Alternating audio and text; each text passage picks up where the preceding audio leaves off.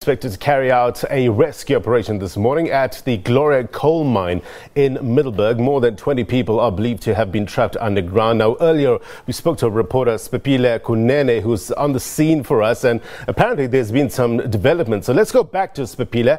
Kunene, thank you very much indeed once again for coming back to us. What's the latest? We've just informed that 5 more people have been rescued and they are dead. There's 4 today, adding to the one that died yesterday. And the community is here. They're starting to sing struggle songs. It's just a kind of a very sad situation. And right now there's MEC Speedy Mashilo, who will give us more details as to how the rescue operation is taking place and the way forward from here. MEC, briefly tell us what happened from yesterday. Since we left here yesterday, we were under the impression that the rescue operations will start today. You were here when we left already, and the team arrived yesterday. What developed from there?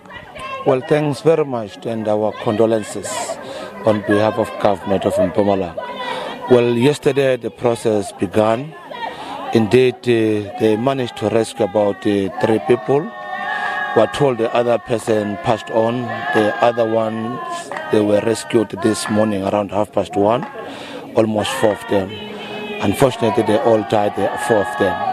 Inside is about 22 people are said to still have to be rescued. We hope they're still alive.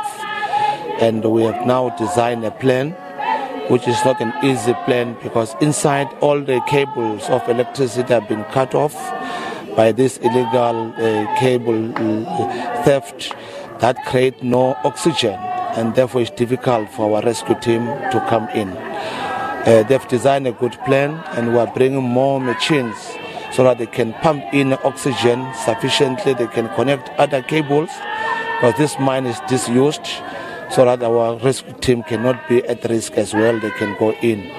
This process might take some 2 or 3 days. It's not an easy process.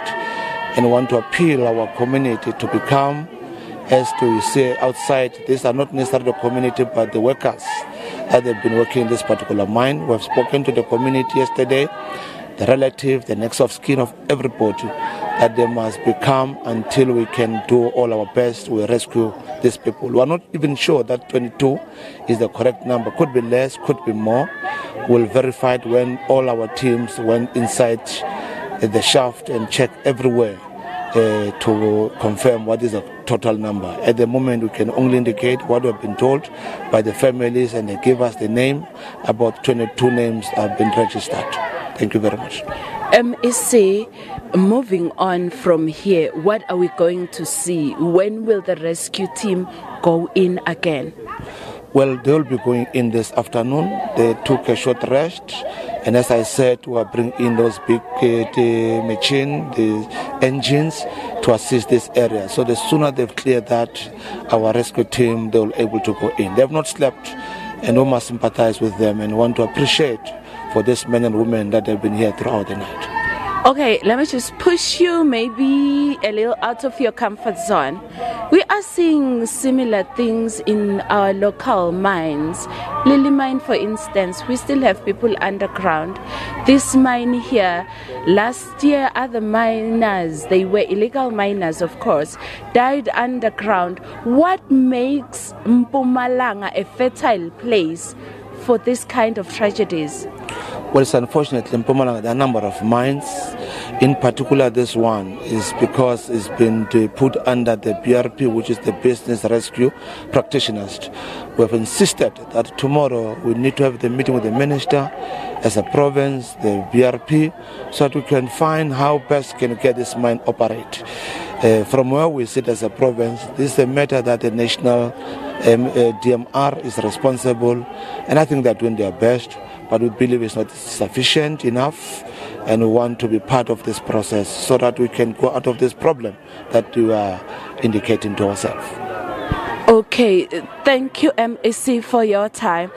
That was MEC Speedy Mashilo, who has been entrusted with the responsibility to look into this disaster and see how best to deal with it.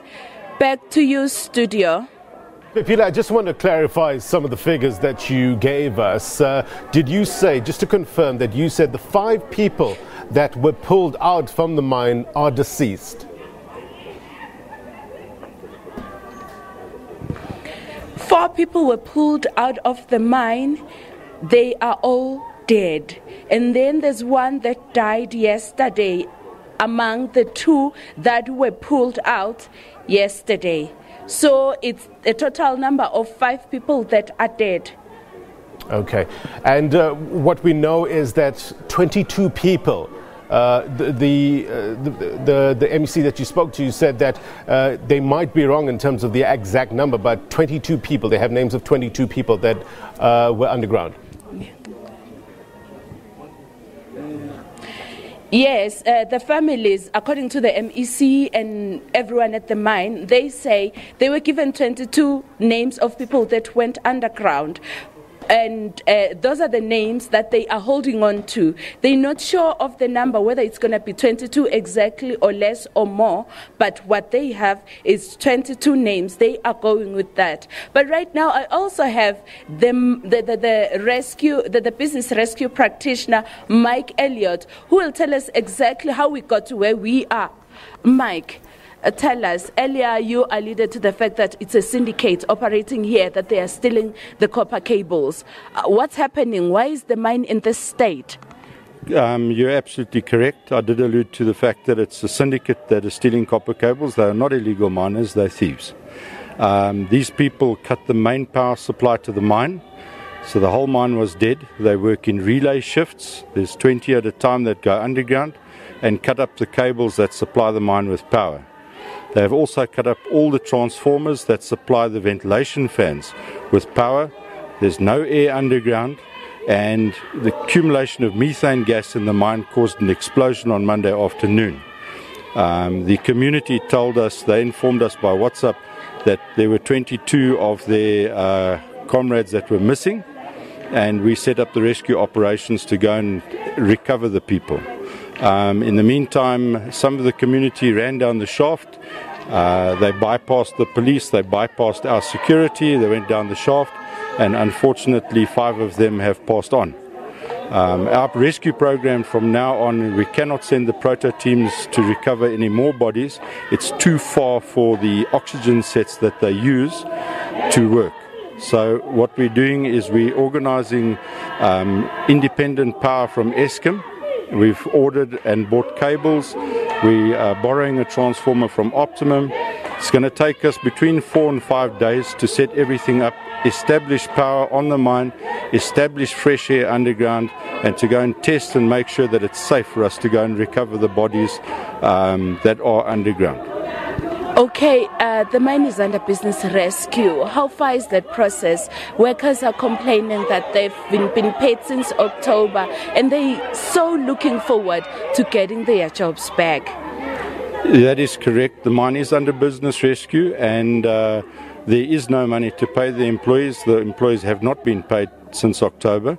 What we are doing is we're in the final process of business rescue, where we develop a plan with the creditors, and the creditors decide yes or no on the plan, and the mines are sold either as a Optimum and Korenfontein together or separately.